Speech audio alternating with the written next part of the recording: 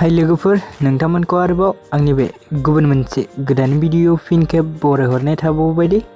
नोंथांमोननिसिम आसा खालामो भिडिअ जागायनायनिफ्राय जोबजासिम नायलांगोन होननानै।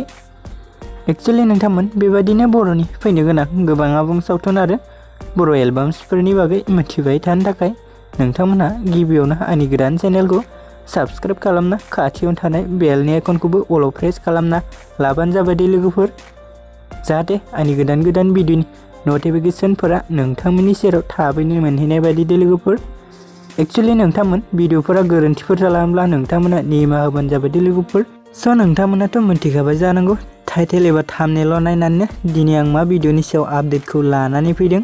एक्चुअली नोंथांमोन आं दिनै सिबि साइन प्रडाक्शन बेनारनि आन्दाराव दिहुनजानाय मोनसे अफिशियेल मिउजिक भिडिअनि सायाव आपडेटखौ लानानै फैदों दे लोगोफोर।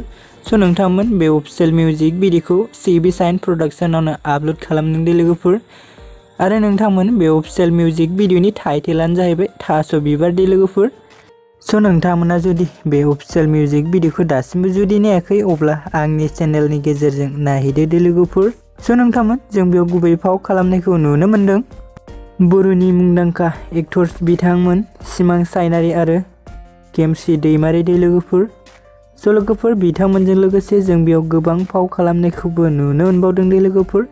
बेयाव आं बिथांमोननि मुंखौ मेनसन खालामना होला दे लोगोफोर। एक्चुअली लोगोफोर बे अफिशियेल मिउजिक भिडिअनि रिलेक्स एन्ड टिउनखौ होदों जोंसार ब्रह्मा दे लोगोफोर, आरो बिथाङानो बे मेथाइखौबो रोजाबदों दे लोगोफोर।